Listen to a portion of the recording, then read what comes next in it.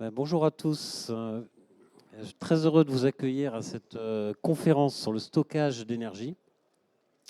Donc moi, je suis Xavier Aumont, accompagné de Lydia Lassalle de l'AT2E, qui est une association qui travaille qui rassemble 2400 professionnels sur les thèmes de la maîtrise de l'énergie, des énergies renouvelables et du stockage d'énergie. Et j'ai la chance d'avoir trois intervenants aujourd'hui avec nous. Donc Jean-François Le Romancé, qui est président de la société Stock. Théo Capazza, responsable du développement chez Corsica Sole. Et Oni Rabetsi-Mamanga, responsable de la stratégie hydrogène chez Storengy. Alors, le stockage d'énergie, deux petits mots pour en parler. En fait, on ne parle pas beaucoup, on ne parle pas assez, en tout cas, du stockage d'énergie. Et pourtant, c'est au cœur de la transition énergétique.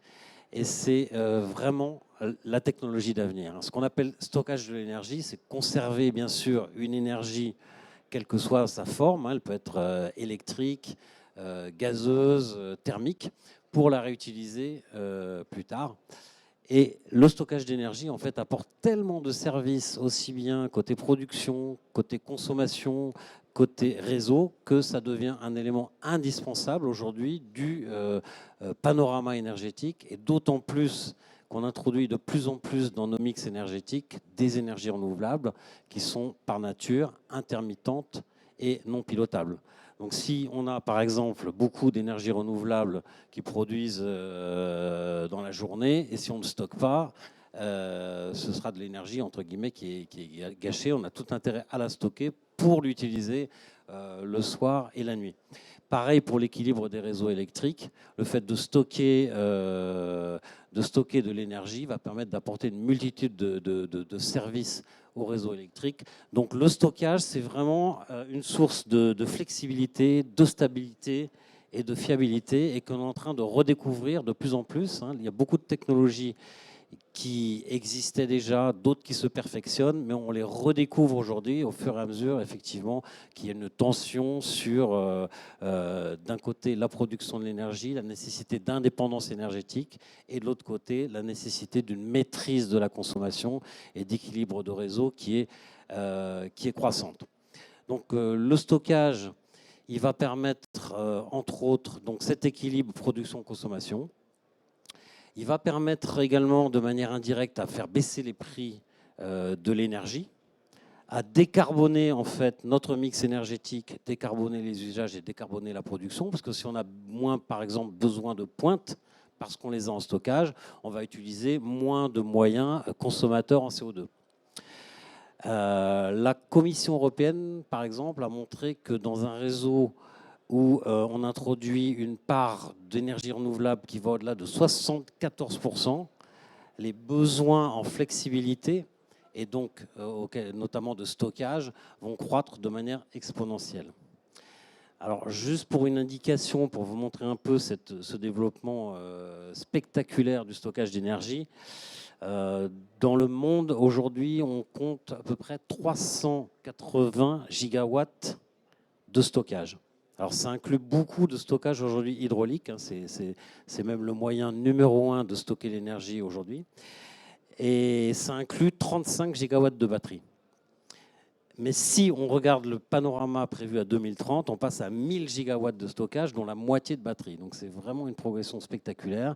Et aujourd'hui, il y a des technologies matures, aussi bien dans le domaine des batteries, lithium-ion notamment, d'autres technologies, dans les technologies du stockage thermique et dans les technologies de stockage de gaz. Donc c'est un monde en fait très diversifié, beaucoup d'innovations, beaucoup de nouvelles sociétés qui se mettent dessus. Et aujourd'hui, on va avoir l'occasion avec nos trois intervenants, de voir trois technologies différentes, trois exemples de systèmes de stockage qui marchent et qui se développeront de plus en plus à l'avenir.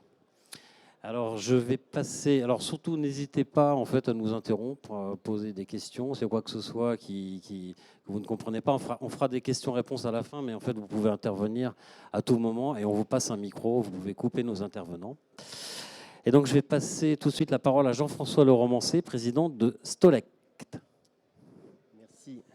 Bonjour à tous. Merci Xavier pour l'introduction. Tout d'abord, j'ai envie de dire que le titre de la session est particulièrement bien choisi. Stocker, c'est la clé. Il y a 10 ans, on n'aurait pas choisi un titre comme ça. On aurait dit le système électrique, il a surtout besoin de flexibilité et pas forcément de stockage. En tout cas, c'était les paroles de RTE à l'époque, en fait, qui se positionnaient comme ça. Depuis, les choses ont bien changé. Alors, pour ma part, je suis président de Stolect, la société Stolect, qui est une start-up à vocation industrielle qui développe un système de stockage massif d'électricité par conversion thermique. C'est ce qu'on appelle une batterie de Carnot. Alors, en 2 mots, comment est constitué le système ? Il est constitué de 2 enceintes remplies de matériaux réfractaires, des matériaux naturels, et reliées entre elles par des systèmes de turbomachines, compresseurs et turbines. Lorsque l'on veut stocker de l'électricité, on fait tourner un moteur électrique qui entraîne un compresseur, un mauvais compresseur qui va comprimer peu, à quelques bars, mais qui va surtout échauffer la température de l'air à 600 degrés environ. L'air va circuler à travers la première enceinte et les matériaux réfractaires vont emmagasiner la chaleur à haute température. Et lorsqu'on veut déstocker, on va faire passer cet air chaud à travers un autre circuit de turbomachine, donc une turbomachine classique, et puis relié à un alternateur. L'ensemble permet d'avoir un rendement, le rendement visé est de l'ordre de 70%. Pourquoi ? Malgré cette conversion réversible de l'électricité, parce qu'on fonctionne en circuit fermé. C'est-à-dire que la chaleur qui n'a pas travaillé dans la turbine de détente, elle est récupérée dans la deuxième enceinte. Donc c'est ce qui permet d'avoir un rendement élevé. Et aussi que le suivant, le compresseur fonctionne un petit peu comme une pompe à chaleur. Alors Xavier m'a demandé de veiller à l'interactivité. Alors je souligne que pour ce procédé, on travaille avec l'IFP Énergie Nouvelle. Donc je sais qu'il y a des représentants ici dans la salle. Pour optimiser donc, ce système de stockage qui est composé de plusieurs briques technologiques, vous l'avez bien compris. Ce que l'on vise finalement, c'est globalement le marché de la décarbonation sur trois segments principaux. D'une part, les zones isolées qui produisent, donc les îles, les zones non interconnectées, qui produisent principalement leur électricité à partir de fioul et qui ont pour la plupart comme objectif de décarboner leur mix énergétique. La production d'électricité à partir de fioul, ça coûte entre 400 et 600 euros du mégawattheure. Donc l'insertion des renouvelables est très intéressante sur ces zones puisqu'on produit à des prix nettement moins élevés l'électricité. Le deuxième segment de marché, c'est celui des producteurs d'énergie renouvelable qui sont de plus en plus incités à réinjecter l'électricité sur le réseau, pas seulement quand ça produit, mais lorsqu'il y a une demande qui est présente. Et puis le troisième segment de marché, donc c'est celui des zones industrielles, des grands consommateurs industriels et tertiaires. Aujourd'hui, où nous en sommes, nous sommes en train de construire un premier de série de 1 MW et 5 MWh sur un site de la SNCF à Rennes, sur le Technicentre Maintenance. Alors pourquoi la SNCF ? Parce que la SNCF, c'est le premier consommateur d'électricité en France, entre 7 et 8 TWh. Il faut savoir, et avec un profil de consommation qui est très défavorable, le pic du matin, quand on va travailler, et puis le pic du soir, et qui est un profil de consommation qui ne correspond pas, par exemple, au pic de production solaire. Or, un acteur comme la SNCF a aussi beaucoup de foncier et est en mesure de développer de manière massive le solaire sur les toits ou sur le foncier dont il dispose. Donc c'est la raison pour laquelle il est très intéressé. Et puis, pour l'instant, Stolect, c'est une société qui est labellisée Solar Impulse, qui, grâce à ce label, dispose d'une visibilité mondiale. Et on mesure depuis 1 an en particulier une très forte traction commerciale avec des appels qui nous viennent du monde entier pour des gens qui s'intéressent à la décarbonation globalement et au fait compte tenu de l'augmentation des prix de l'électricité aussi, les gens souhaitent renforcer leur autonomie énergétique. Alors, je pourrais continuer pendant un petit moment. Est-ce que je pose des questions à la salle ou... Oui, alors est-ce que vous avez des questions sur la techno que vient de présenter Jean-François? Et sinon, j'ai envie de te demander, alors, quelles sont tes prochaines étapes? Là, tu as parlé de premiers sites opérationnels, dont un sur la SNCF. Quelles sont tes prochaines étapes? Alors, prochaines étapes, oui, excellente question. Donc, la construction, aujourd'hui, donc on a fait une cérémonie de pose de la première pierre donc, le mois dernier. Donc, la construction a débuté sur le site. On est encore en train d'optimiser, de travailler donc, sur l'ingénierie, l'ingénierie de détail, d'optimiser le procédé. La construction va s'étendre sur toute l'année 2023. En 2024, premier semestre, donc, on va réaliser les tests de ce premier de série. Ensuite, l'objectif, c'est d'industrialiser ce premier de série de 1 MW et 5 MWh au cours du second semestre 2024. Et très rapidement, on va développer un système de 5 MW et 50 MWh, donc de très forte capacité. Et pour réaliser cela, eh bien, on est en train de préparer une levée de fonds. Donc c'est ce qui nous occupe en ce moment, une levée de fonds assez significative. Très bien. Est-ce que vous avez des questions, des remarques? Alors sinon, je vais passer la parole à Théo Capazza, donc de Corsica Sole. Théo, écoute, si tu peux nous présenter ta société et puis les technologies de stockage qui sont développées par Corsica Sole. Ça marche. Bonjour à tous. Donc, je suis Théo Capazza, je travaille au développement de nouveaux projets stockage chez Corsica Sole. Et je vais vous parler du coup du stockage stationnaire par batterie lithium-ion, qui est aujourd'hui la technologie conventionnelle aux côtés de l'hydraulique pour stocker de l'électricité. Donc Corsica Sole, c'est une société qui est née en 2019, comme son nom semble l'indiquer, en Corse. Et au-delà de la petite histoire, ça a son importance parce que c'est né sur un petit réseau électrique insulaire. Et qui dit petit réseau, dit un réseau beaucoup plus sensible aux aléas que peut connaître un réseau électrique. C'est-à-dire qu'en cas de défaut sur ce réseau, en cas de perte d'unité de production, en proportion, ça va créer un défaut sur le réseau bien plus important que si on avait un petit souci sur la plaque continentale européenne.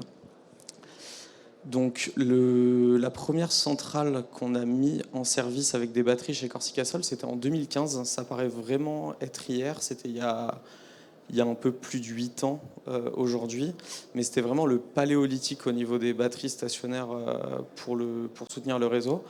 Et donc c'était une centrale solaire accompagnée de son module de stockage, donc 4 MW de solaire et 4,4 MWh de batterie. C'était énorme à l'époque, c'est complètement ridicule aujourd'hui. On a continué de nombreux projets PV plus stockage dans les différentes ZNI jusqu'en 2019, où il y a eu un petit changement de doctrine, où la commission de régulation de l'énergie s'est dit plutôt que de vouloir maîtriser la sortie en puissance au niveau de chaque centrale solaire pour équilibrer le réseau et que chacun gère sa puissance en sortie, on va se remettre à développer des projets photovoltaïques d'un côté et faire du stockage centralisé de l'autre, sur lequel le gestionnaire du réseau de l'île en question aura la main et pourra gérer son réseau au global.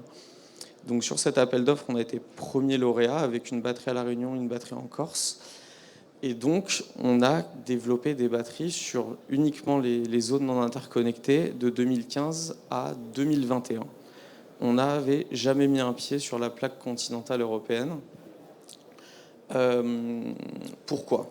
Du coup, je vous ai déjà donné le premier élément de réponse, qui est de dire que c'est des réseaux de petite taille, donc assez fragiles, donc qui ont besoin de moyens de régulation.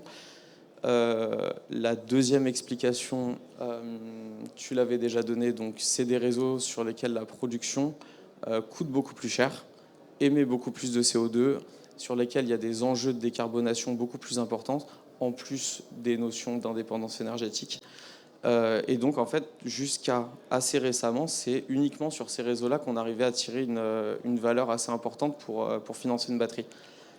Ce qui se passe donc depuis récemment, on arrive maintenant, et c'est vraiment en plein essor, à financer des batteries, à installer des batteries, à développer de nombreux projets sur la plaque continentale européenne. À ce titre-là, en 2022, on a inauguré chez Corsica Sol la plus grande centrale de stockage par batterie lithium-ion de l'Union européenne, donc 50 MW, 100 MWh. C'est donc 25 fois la centrale dont j'avais parlé en 2015, donc fois 25 en 8 ans. En termes d'échelle, c'est assez important et c'est assez criant en fait de ce qui est en train de se passer. La petite question qu'il y a derrière, donc, il y a deux choses sur lesquelles j'aimerais développer. La première, c'est à quoi servent ces batteries.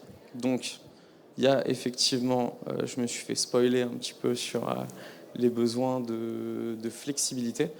Donc, sur un réseau électrique, on doit toujours avoir production égale consommation. Sinon, on a la fréquence qui dérive, et si on fait rien, ça va jusqu'au blackout. La batterie va être un asset qui...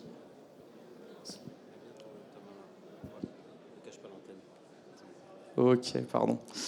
La batterie, ça va être un véritable atout sur le réseau qui va être capable de se mettre à consommer ou à produire de manière quasi instantanée pour rétablir à chaque moment cet équilibre production égale consommation. La batterie va également servir à favoriser l'intégration des énergies renouvelables en se chargeant aux heures solaires ou bien la nuit pour se décharger aux heures de pointe du matin ou bien du soir.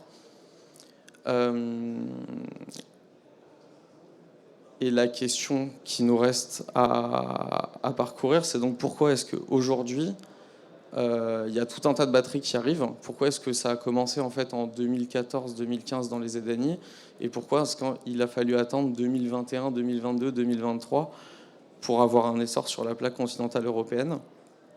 En fait, il y a plusieurs facteurs conjugués. Octobre 2021, augmentation de la taxe carbone. Contre-coup du Covid, augmentation du prix du baril, donc du prix du gaz. Et en fait, les flexibilités du réseau étaient historiquement données par l'hydraulique, mais l'hydraulique a des moyens limités, et par des centrales gaz, dont le coût de fonctionnement explosait. Et enfin, malheureusement, guerre en Ukraine. Et tout ça donc, a fait exploser le coût de fonctionnement de nos concurrents sur ces services-là. Et dans le même temps, en fait, on avait l'industrie automobile qui se mettait en marche forcée vers le véhicule électrique, une véritable industrialisation. On était de la centaine de mégawattheures par an, puis du gigawattheure par an, puis de la dizaine de gigawattheures par an. Une explosion de la fabrication des batteries, donc industrialisation, donc réduction des coûts, etc. Ce qui fait qu'aujourd'hui, on est tout à fait compétitif. Et du coup, je vais conclure sur ça en disant que stocker, en tout cas sur l'électricité, c'est la clé, c'est même la clé de voûte, c'est ce qui va faire en fait le pont entre la production et la consommation, grâce à des équipements sur le réseau qui vont réussir à être compétitifs face à des actifs qui étaient avant carbonés, qui posaient des problèmes géopolitiques, etc., et qui aujourd'hui ne nécessitent absolument aucune subvention. Et c'est en plus de ça un secteur sur lesquels tous les feux sont ouverts. On est sur des réductions des coûts, on est sur des réductions d'émissions de CO2 par kilowattheure de batterie fabriquée. Et donc ça va être des équipements qui vont de plus en plus servir à favoriser l'intégration d'énergie renouvelable au réseau. Et je vais terminer sur ça. Merci. Merci Théo. Est-ce que vous avez des questions? Non, mais que tout le monde entende, du coup. Bonjour, dites-moi, quelle est la durée de vie de ces batteries? Je vais vous répondre.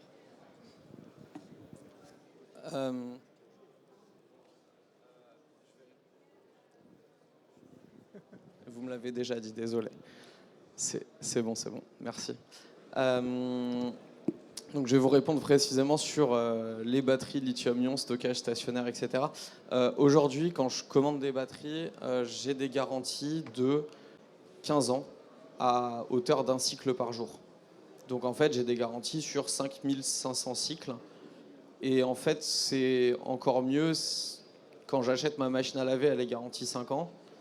Au bout de 5 ans et un jour, a priori, elle ne tombe pas en panne. Donc en fait, j'espère faire 7, 8000, 9000 cycles avec. Et on se dirige même vers des fabricants qui sont capables de garantir ça. Je me permets de rajouter que pour la mienne, la batterie de Carnot, c'est 30 ans, sans perte de capacité. Parce que la capacité, elle est liée simplement à la masse de matériaux réfractaires, à la masse de basalte dans les enceintes. Il n'y a pas de perte de capacité. Bonjour, merci pour votre présentation. Ici, Valentin Nonic chez Entreview. Petite question concernant les batteries. Est-ce qu'à terme, vous souhaitez utiliser des batteries de seconde vie issues du marché de l'automobile? Et deuxième question, est-ce que aujourd'hui vos batteries, vous avez dit lithium-ion, quelle chimie vous utilisez, LFP ou NMC? J'imagine LFP. Je vais commencer par répondre à la seconde question qui est plus simple. Effectivement, tout le secteur s'est dirigé du NMC vers le LFP. Donc aujourd'hui, je ne connais pas de confrères qui partiraient sur un projet NMC aujourd'hui. Pour juste repréciser la question, NMC, c'était la technologie prédominante il y a quelques années, qui avait une super bonne densité énergétique, mais par contre qui coûtait plus cher et qui était un petit peu plus encline à avoir des défauts thermiques. Mais le LFP, en fait, par réduction de coûts, etc., c'est pas mal imposé. Et la première question, c'était les batteries de seconde vie. Alors j'adorerais, s'il y a des gens dans la salle, allons discuter ensuite. Le grand problème aujourd'hui, c'est vraiment la question de la garantie. Nous, en tant que développeurs, on trouve le terrain, on obtient les autorisations, on finance le projet et ensuite on l'exploite pendant 30 ans. Il faut qu'on ait des garanties sur les batteries pour être certain. Et aujourd'hui, à ma connaissance, j'ai aucune entreprise ou aucun constructeur qui est capable de me dire Corsica Sol, on peut vous garantir un cycle par jour pendant 10 ans sur nos batteries. Financer, c'est la clé. Juste pour info, pour le public qui ne connaîtrait pas, LFP, lithium, fer phosphate, NMC, nickel, manganèse, cobalt, donc deux technologies de batterie lithium-ion avec des chimies différentes. Oui, bonjour. Petite question concernant l'empreinte carbone de la fabrication de ces batteries, d'une part, et l'extraction de la matière première, enfin, en particulier le lithium. Très bonne question. Alors, concernant l'extraction, j'aurais absolument aucune compétence pour vous répondre. Concernant le bilan carbone, aujourd'hui, on est à 150 kg de CO2 par kilowattheure sur un mix énergétique chinois, donc qui peut encore progresser. Et l'industrialisation fait aussi progresser ce ratio-là. Alors 150 kg par kilowattheure, ça paraît assez énorme. Par contre, si on divise sur les 5500 cycles que j'ai sous garantie, ça fait 27 grammes de CO2 par kilowattheure. Donc en fait, j'ai mon mix électrique plus 27 grammes de CO2 plus 15% de perte aller-retour. Donc du coup, il faut que j'économise en décalant ma charge. C'est-à-dire, c'est ce que disait Jean-François, je ne démarre pas une centrale fuel qui va émettre 600 grammes de CO2 par kilowattheure, mais je me charge sur le solaire à 35. Et bien là, du coup, ma batterie, elle va être très pertinente parce qu'elle va simplement faire du 35 plus le grammage de CO2 qu'on a divisé sur le nombre de cycles de vie. Et elle aura économisé à la fin de la journée quelque chose autour de 500 grammes de CO2 par kilowattheure en ayant amorti son empreinte carbone. Donc ça reste un moyen d'avoir de l'énergie, rien n'est parfait, ça a effectivement ses défauts, ça a effectivement son empreinte carbone. Par contre, c'est relativement facile de l'utiliser dans des contextes où elle économise du CO2. Une autre question, oui. Oui, merci. Bonjour à tous. J'aurais voulu savoir votre vision du marché français vis-à-vis du stockage. vis-à-vis de, on peut le voir, des autres pays européens qui se sont lancés déjà bien plus tôt avec des projets plus conséquents. Quelle est votre vision sur le marché français et ses perspectives? Peut-être que tu voulais répondre avant. Non, je voulais juste répondre sur l'impact CO2. Alors, on va croire que j'ai quelque chose contre les batteries, mais c'est électrochimique, mais c'est pas du tout le cas, parce qu'on est sur des services qui sont très complémentaires. En fait, les batteries électrochimiques, plutôt, elles réagissent très rapidement, donc c'est plutôt sur le contrôle des services en puissance, sur le contrôle de la fréquence. Et nous, donc, on régit en quelques minutes, et donc c'est plutôt pour réinjecter de l'électricité pendant 5-10 heures sur les réseaux. Pour notre cas, l'impact carbone, il est 30 fois plus faible à la fabrication. C'est 30 fois plus faible que celui des batteries électrochimiques parce qu'on utilise des matériaux naturels, en fait, simplement. Matériaux naturels ou recyclés. Pour vous répondre sur le marché français, alors effectivement, on constate de manière assez flagrante qu'il y a un développement beaucoup plus soutenu chez nos voisins que chez nous. Pour répondre très rapidement, on a un retard dans les ENR par rapport à nos voisins qui se traduit effectivement par une pertinence économique des batteries qui peut être moindre. Ça, plus pour la régulation de fréquence, on a énormément d'hydraulique. Et ensuite, le mouvement synchronisé de la charge de l'ensemble de nos centrales nucléaires arrive à rendre pas mal de services. Ce qui est en train de se passer en ce moment, c'est que on se rend compte que économiquement, c'est quand même beaucoup plus intéressant de laisser les centrales nucléaires tourner à 100% et de faire de la régulation de fréquence qui demande de bouger rapidement avec des choses qui sont faites pour bouger rapidement comme des batteries. Donc c'est un contexte qui est amené à fortement bouger, je l'espère en tant que Corsica Sol et je l'espère en tant que citoyen, dans les 2-3 années à venir.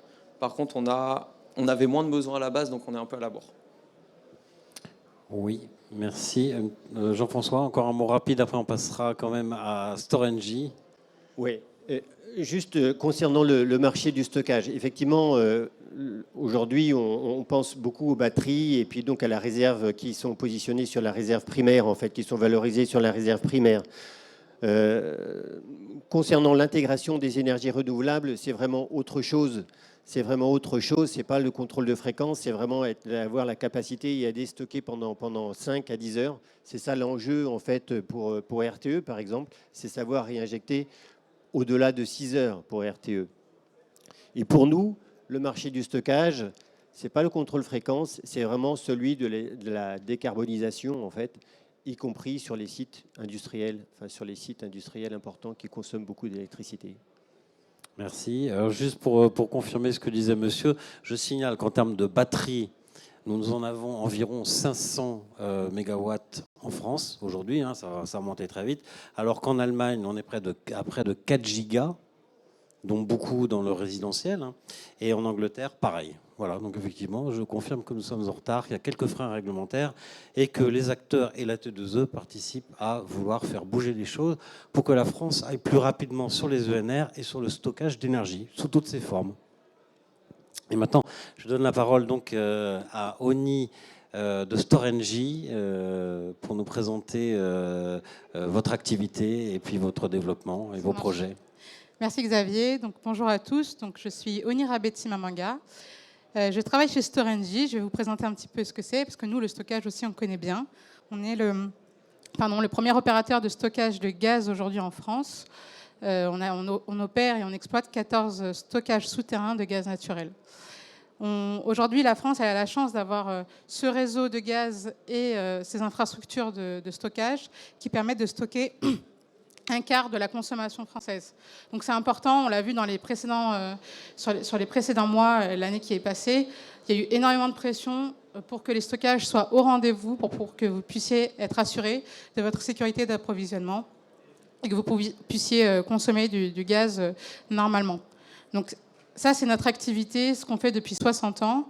Donc aujourd'hui, on est un acteur engagé dans la transition énergétique et on est engagé depuis plusieurs années pour anticiper, s'adapter à la modification du système énergétique en général. Donc on travaille pour stocker du biométhane, pour ceux qui connaissent, on en a beaucoup parlé ce matin, donc ça fait partie des gaz renouvelables, mais aussi pour stocker l'hydrogène. Donc c'est ça dont on va parler aujourd'hui. Le stockage, du coup, aujourd'hui, il rend différents services. On en a beaucoup parlé. En particulier, du coup, sur la sécurité d'approvisionnement, s'assurer que le client, il sera toujours livré en hydrogène quand il en a besoin, quels que soient les aléas climatiques, techniques, etc.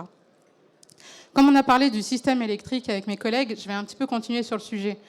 Le système électrique, il change beaucoup et avec l'augmentation de la consommation, l'arrivée des ENR, donc on a besoin de stockage pour l'électricité, on a aussi besoin de flexibilité, d'augmenter le potentiel de flexibilité. Et comment on fait ça aujourd'hui? Comment on peut faire ça? Une des solutions, enfin, je ne sais pas si je devrais l'appeler solution, mais un des produits qui permettra de le faire, on a par exemple aujourd'hui la production d'hydrogène qui utilise de l'électricité de manière massive, en continu ou de manière intermittente.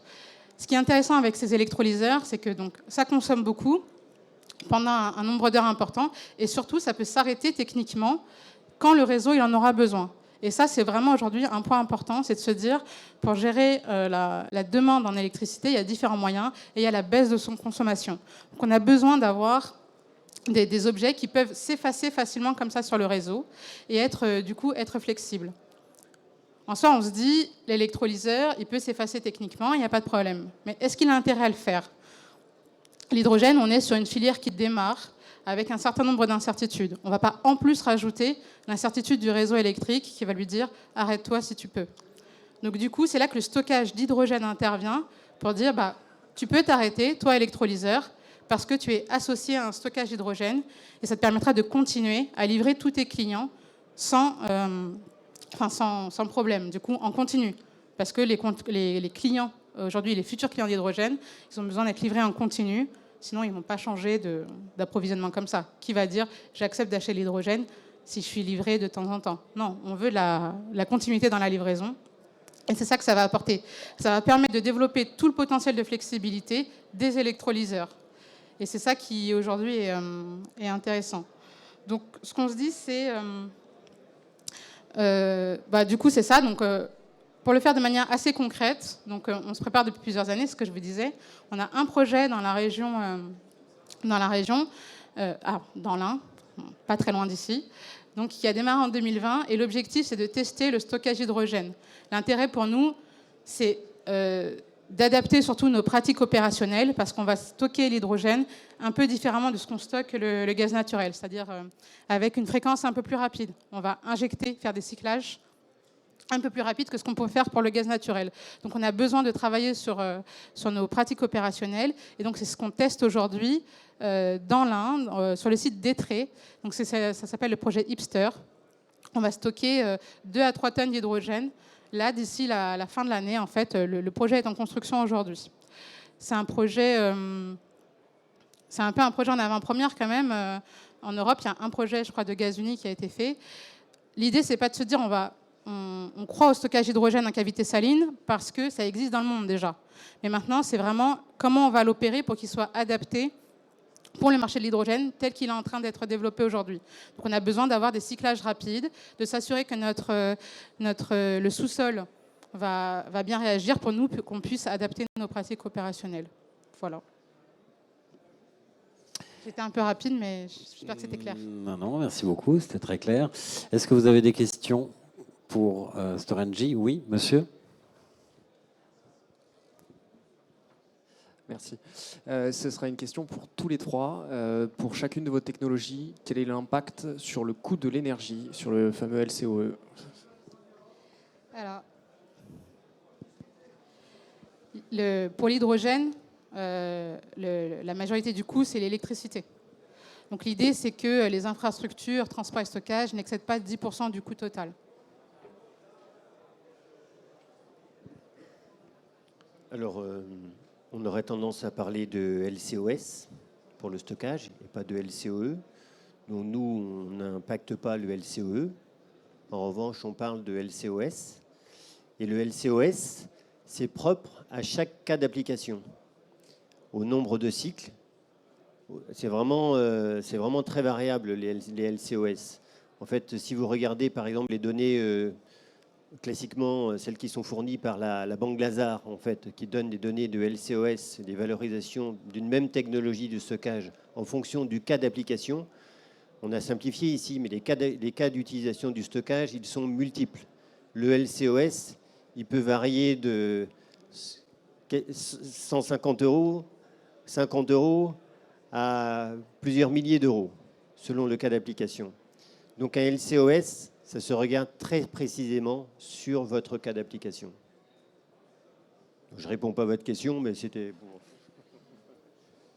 Je vais également ne pas y répondre. Simplement, nous, les batteries, elles vont beaucoup plus être positionnées sur des services systèmes, sur de la régulation de fréquences. Et du coup, pour détailler un peu notre structure de rémunération, on va surtout être rémunéré à être là et disponible. Il y a assez peu d'énergie qui va transiter. Si on regarde le mégawattheure qui va transiter dans une batterie qui fait de la réserve primaire, donc qui est le mode de réserve le plus rapide en France, sur l'année, on dépasse assez facilement les 600, 700, 800 € le mégawattheure. En revanche, en fait, c'est à comparer avec les autres assets qui vont être sur ce même marché pour réguler la fréquence et avoir un réseau stable, en fait. C'est vraiment deux marchés différents. Il y a un marché service système et un marché énergie, et les batteries ne sont pas encore sur le marché énergie. Je vais quand même essayer un tout petit peu de répondre à votre question. Nous, une batterie, selon les cas d'application, il va falloir, si je veux prendre une énergie avec son LCOE, la stocker, la déstocker, et que ma batterie soit bancable, finançable, etc., il va falloir que je rajoute 100 à 150 €. Donc, il faut que j'ai une variation de prix entre mon jour et ma nuit, par exemple, de 100 à 150 €, ce qui est très facile à trouver dans les ZNI. On a le solaire qui est à 70 € et on a pas mal de moyens de pointe qui sont à 700-800 €. Merci. Est-ce que vous avez d'autres questions? Sinon, moi, j'en avais une pour Oni concernant les projets que vous avez évoqués. Est-ce que vous avez des subventions? Est-ce que vous avez été aidé par des organismes? Et comment vous avez réussi à boucler le financement en fait, de ce projet? C'est vrai que j'en ai pas parlé, c'est pas bien. C'est un projet avec plusieurs partenaires. On a une dizaine de partenaires dans ce projet, donc Accélérate, ESK, Innovine, donc Storengy, Lineris, Armin. On a aussi Equinor. J'espère que j'ai oublié personne. Et Broar Consulting. Donc c'est un projet collaboratif qui a été subventionné par l'Europe, en fait. C'est un fonds qui s'appelle Clean Hydrogen Partnership. Donc le projet global coûte 13 millions d'euros et la subvention est de 5 millions d'euros aujourd'hui sur le projet. Voilà. Merci. Alors, il y a des questions dans la salle, oui.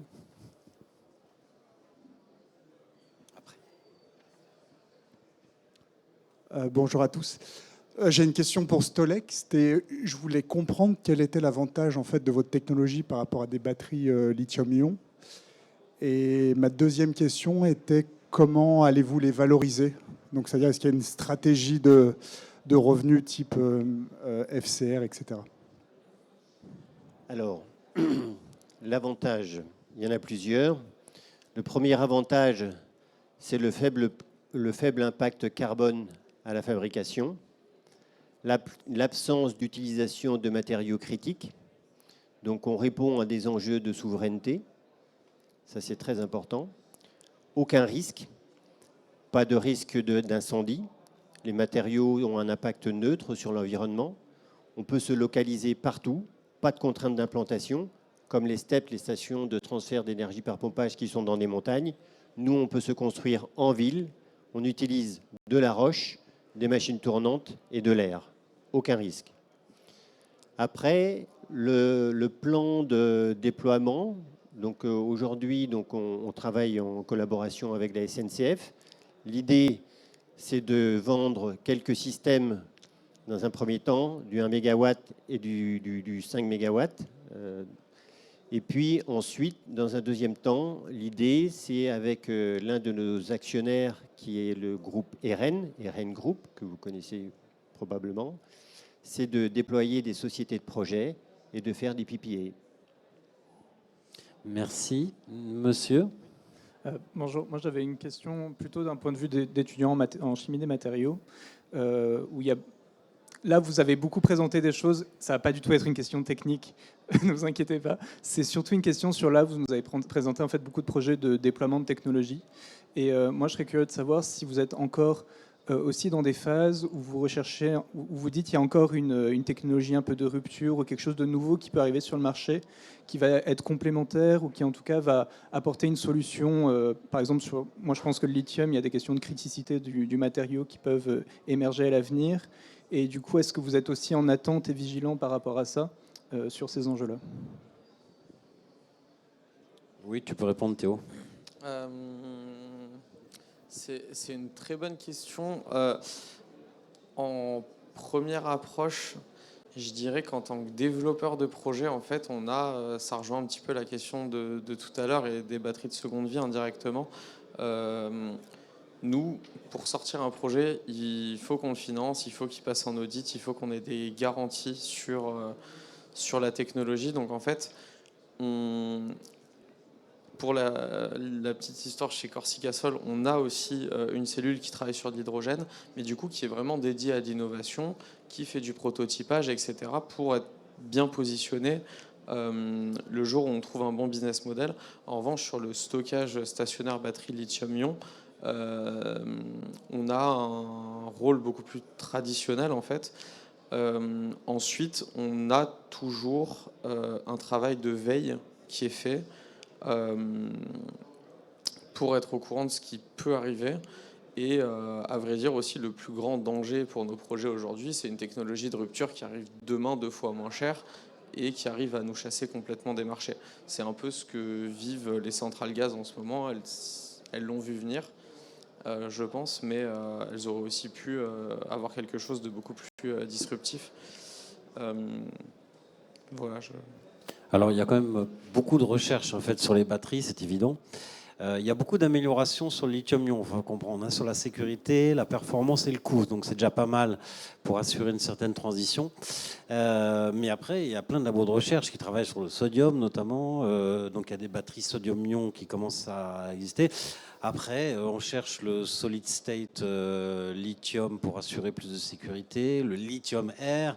Moi, je suis absolument persuadé que oui, il va y avoir de nouvelles technologies. Et aujourd'hui, on se focalise là, pour ce qui est des batteries sur le lithium-ion parce que c'est vraiment ce qui est fabriqué en masse. On n'a pas abordé du tout le sujet des batteries de voitures, hein, des véhicules électriques, puisque ça va y avoir des millions de batteries bientôt réparties qui vont pouvoir amener à la collectivité aussi certains services. De manière partagée, hein, c'est ce qu'on appelle le véhicule to grid ou le pilotage tarifaire le pilotage de ces batteries qui va aider le réseau. En fait, c'est une véritable révolution sur le plan énergétique, hein, électrification, énergie répartie, véhicules électriques, batterie, thermie, et stockage d'hydrogène. Ça va faire feu de tout bois. Et il existe un thème fondamental, c'est le thème des matériaux pour la transition énergétique, des matériaux rares, des matériaux critiques. Et ça, il faut le résoudre. Et d'ailleurs, je signale qu'on va faire à l'AT2E un grand colloque le 5 octobre à Paris. C'est notre colloque annuel sur le stockage.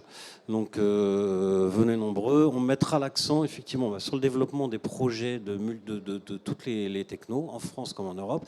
Et on va essayer vraiment d'évoquer le sujet des matériaux et des ressources pour cette transition énergétique et pour le stockage. Est-ce que oui, monsieur a une question au fond? Tu peux lui ouvrir le micro.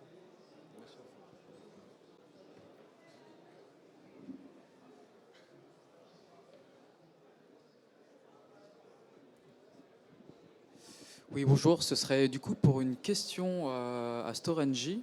En fait, j'étais intéressé par aussi l'hydrogène il y a 10 ans et je me posais la question, du coup, on voit beaucoup d'entreprises autour de l'hydrogène. Qu'est-ce qui fait qu'en 10 ans, on voit maintenant cette technologie sortir de terre comme ça? Et qu'est-ce qui a changé technologiquement en termes de sécurité, efficacité et même de production du coup? Alors, en fait, c'est vrai que moi, j'ai commencé par la R&D. L'hydrogène, ça fait des années et des années qu'on en parle. La question, c'est plutôt le contexte qui a changé. Hein. Depuis 10 ans, 15 ans, la question de la transition énergétique et de la décarbonation, c'est devenu un enjeu majeur. Et donc, c'est ça aujourd'hui qui fait le changement de paradigme un petit peu. Et donc, du coup, la problématique pour nous, c'est vraiment de se dire, est-ce qu'on sera prêt au moment où tout va se lancer? Donc aujourd'hui, c'est pour ça qu'on voit l'Union européenne avec ses plans stratégiques, la France et tout un tas d'autres pays qui le font. Technologiquement, dans notre cas, les cavités salines, comme je disais, c'est des systèmes qui existaient déjà dans d'autres pays, alors aux États-Unis et en UK, mais qui étaient utilisés différemment. Donc on sait que c'est étanche, on sait que c'est possible, et donc aujourd'hui, le sujet, c'est vraiment de l'optimiser d'un point de vue coût et opérationnel. Il n'y a pas eu de changement majeur. Je pense que sur l'électrolyse, c'est un petit peu le même sujet. Donc clairement, quand on n'a pas de volonté politique, quand on n'a pas d'usagers, en fait, le système ne se lance pas. Hein. La bonne idée qu'on a il y a 20 ans, en fait, c'était peut-être pas le bon moment. Donc aujourd'hui, c'est ça qui fait que tout converge un petit peu. Avec nos collègues, en fait, on fait converger la partie production-consommation et la partie réseau de transport pour aller du producteur jusqu'au consommateur et la partie stockage, du coup. Merci. Écoutez, si vous n'avez plus de questions, alors je vous remercie beaucoup. Un petit mot pour la fin, un mot de conclusion. Si vous n'avez rien à dire, c'est pas très grave, mais voilà votre vision de l'avenir sur le stockage. Théo? J'avais vraiment pas préparé. C'est traître. Hein.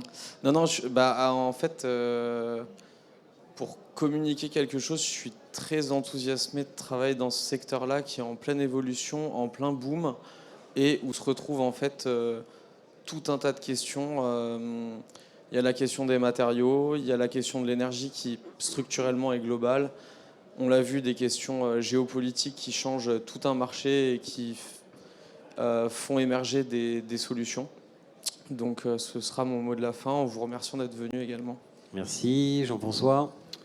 Alors moi, mon mot de la fin, je vais dire que le stockage, ça fait à peu près une quinzaine d'années que je m'y intéresse. J'ai suivi pas mal de start-up dans le sujet. J'en ai vu beaucoup disparaître. Et je pense qu'en ce moment, non seulement c'est la clé, mais c'est le moment. Et que la situation a radicalement changé. On l'observe à travers la traction. Et je pense que vraiment, le moment est venu. Et encore une fois, il y a beaucoup d'entreprises qui avaient de bonnes technologies qui sont peut-être arrivées trop tôt. Mais le time to market, c'est essentiel et c'est le moment. Absolument. Merci. Oni, un petit mot? Alors du coup, c'est aussi lié au time to market, c'est-à-dire que les choses se préparent dès maintenant pour qu'on puisse être prêt pour les 10 années à venir. Donc c'est important et c'est pour ça qu'on fait des projets de démonstration comme ça. Ça a l'air un petit peu anecdotique, mais en fait c'est important pour se dire c'est possible et c'est maintenant qu'on doit se poser les questions sur le système énergétique qu'on veut pour l'avenir. Donc c'est ça qu'on doit faire aujourd'hui. Très bien. Merci beaucoup à tous et puis on reste à votre disposition dans le salon si vous avez des questions. Merci beaucoup pour votre participation. À bientôt.